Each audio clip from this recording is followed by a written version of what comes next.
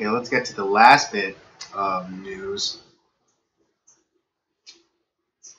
If you hadn't heard, Alexandria Ocasio-Cortez, her Green New Deal, was put forth in Congress or the Senate, and they voted on it.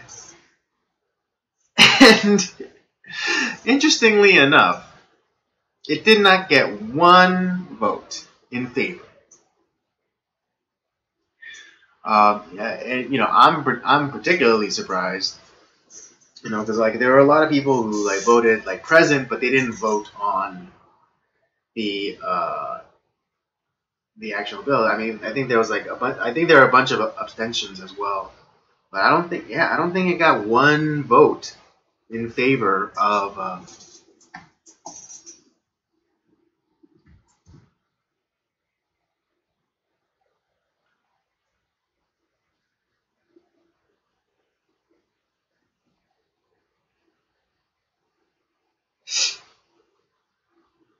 Right, yeah.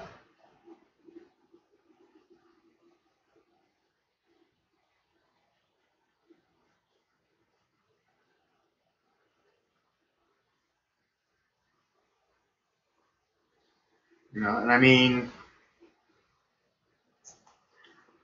not a single vote.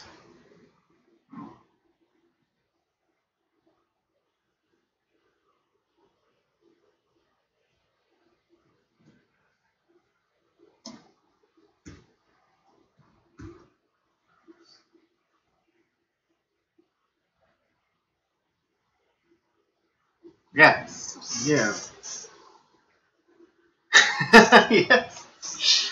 Zero votes, and it was hilarious, because Ocasio-Cortez, came out and she did that rant about how this is for our lives and people are dying, and climate change is real, and as I was watching it, I couldn't help but be reminded of that South Park episode with Al Gore talking about Man Bear Pig. He's like, I'm cereal, guys, I'm cereal. That's all I heard. That's all I heard from her when she was, going on that rant, talking about, people are dying.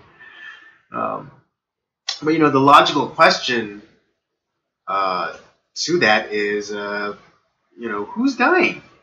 Like, who in your district, who in the Bronx has died as a result of climate change? I mean, just point point to me a story of someone dying because of climate change. Just there has to be at least one story about someone dying from climate change. I just need point out one story, just one story. But of course, there isn't. There isn't a story. There isn't a story about a person dying of climate change. She references all these weird weather patterns and things like that. It's like, well, yeah, because that's weather. It's not climate. Climate changes. Climate changes every single day. The exact conditions from one day to the next vary by various degrees. So when people say climate change, it's like, yes, it changes every day.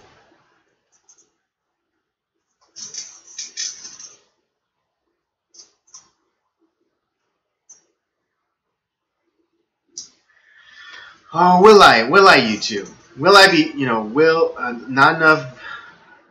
not receiving enough video to maintain smooth streaming?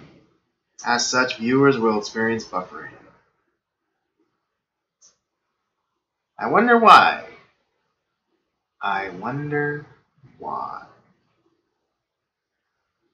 But anyways,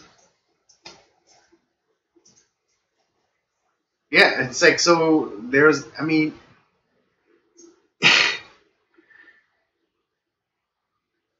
um, and in response, I am honestly I've never heard of this guy before, but after what he did on the floor of the Senate, he's my new hero. He is my new hero, Senator Mike Lee from Utah. He does this presentation about kind of he does this trolling presentation, kind of making fun of the Green New Deal.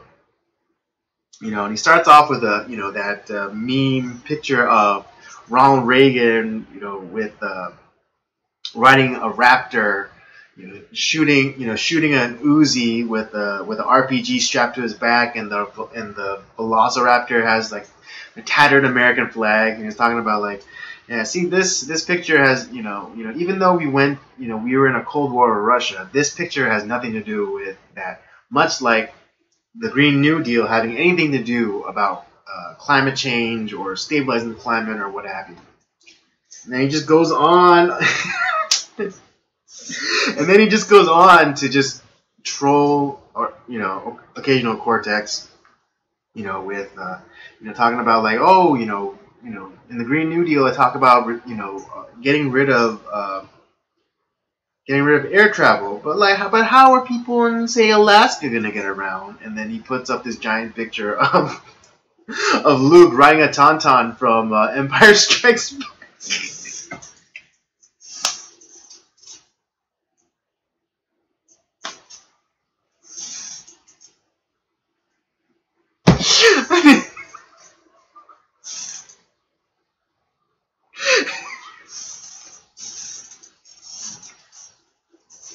And then he's like,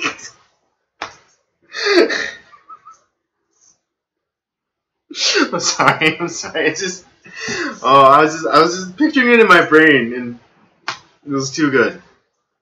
Um, but he was talking about like, oh, if we can't fly around on planes, then we'll just use these tauntauns. These lovable, reptoman mammals from the ice planet of Hoth. It's like, and they're not just good for riding. They can be used for warmth as well. And so, oh man, oh jeez, man, legendary troll, man. Mike Lee is my hero now. And then goes on to talk about Hawaii. It's like, oh well, how are people from Hawaii or other islands gonna get around? And then he pulls up a picture of Aquaman, and like old school Aquaman from like the 70s from like Super Friends. And it's like, well, we'll just have to get a herd of these giant 60-foot these like 40-foot seahorses, and we'll just ride those around. And so it was like the most epic trolling of all time. And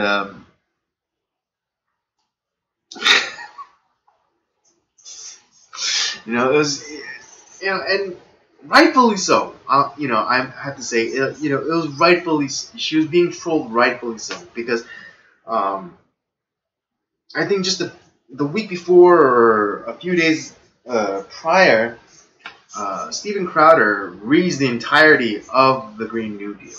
Like, from first page to last page, he just reads it. And I listened to it, and there was absolutely nothing. There were zero solutions to the supposed climate crisis. All that the entire document, which is only 5 pages long. If I can find it, I'm gonna link it down in the description, and you guys can read it yourself. But if you read it, it has nothing to do with practical solutions to combating supposed or alleged climate change. it's just all about, it was just all intersectional, like identitarian uh, victimhood status. Like, oh, we got, we have, and there's like they're talking about reparations and you know you know uh, you know securing a wage for people like unwilling to work. In all the supposed proposals, to combat climate change, would cost more money, and utilize technologies that don't even exist yet. Because and let's say that this was somehow passed, and we had to do this. The R&D, the development of the technologies would cost trillions of dollars.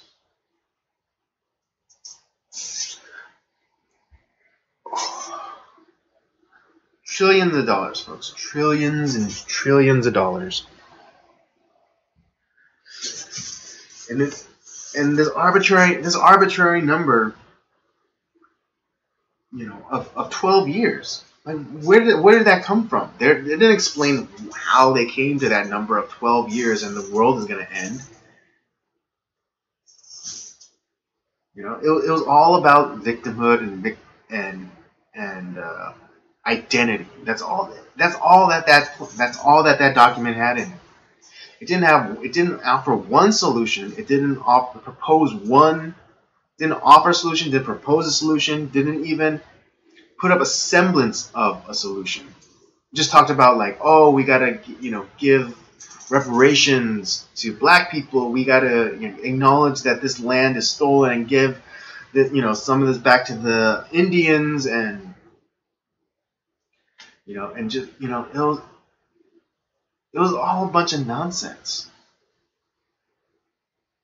complete and utter nonsense.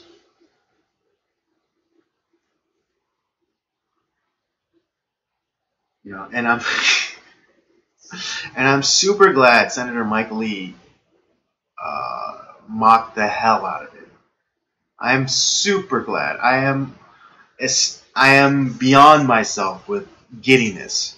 That Mike Lee took. I'm gonna link that video in the description because it's so epic.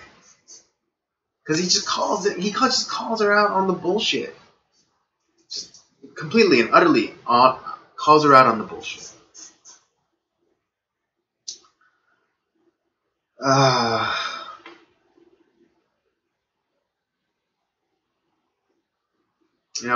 Trump said that they'd be winning so much that we get sick of winning, and I'm not saying that I'm sick of winning, but it's kind of getting to that point where it's not fun for me anymore. It's like being in a fight with your little brother, and you could just hold your brother back, keep him at arm's length, and and you just kind of like swinging at you. It kind of feels like that. As odd as an analogy as that might be, but that's how I'm kind of feeling right now. And I think I think we're at a really interesting time where I think we're for most people the mask has already slipped off, and we are now seeing the face of the new Democratic Party, the new more leftist party.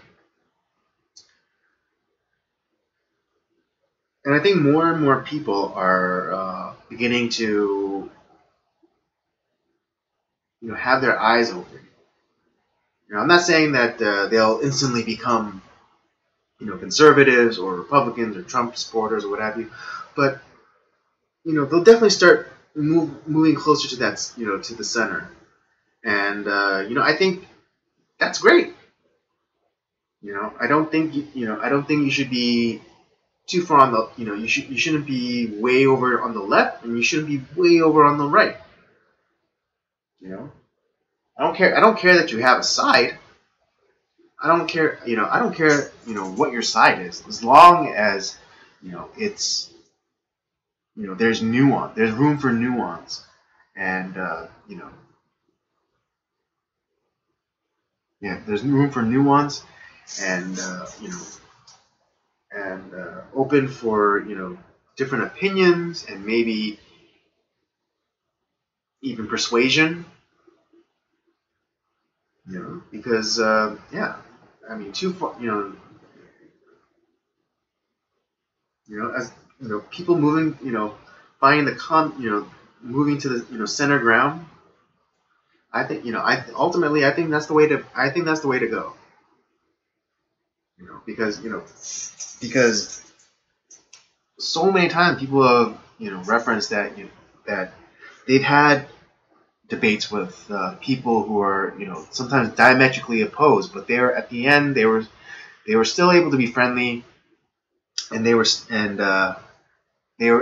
able to go out and have a drink together. And I think that's what we need. We just need to get back to that center ground. Not saying that they have to, either side has to come, move, step over the line either way, but just getting closer to that, that middle ground. And I think moves like Jesse Smollett, throwing his influence around and getting the charges dropped.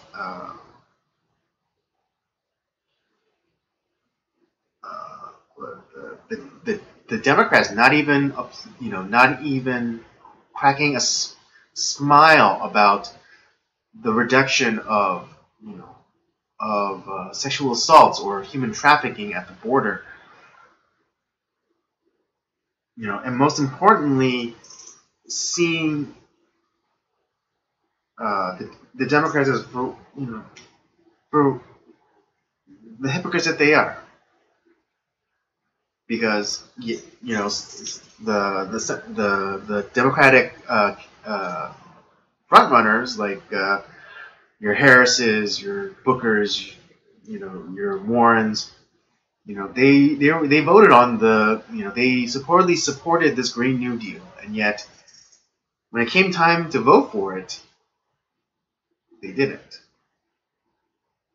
And I don't know if that's something that has something to do with them being running for president, so they can't really vote, or whether they just again they just voted president, but they didn't vote on they abstained, or they just didn't vote. But it's these things that I think is these things that are opening people's eyes and having them walk towards that center. And I think that's a better place to have an argument or a debate, than rather than being really far on either side and just having a shouting match.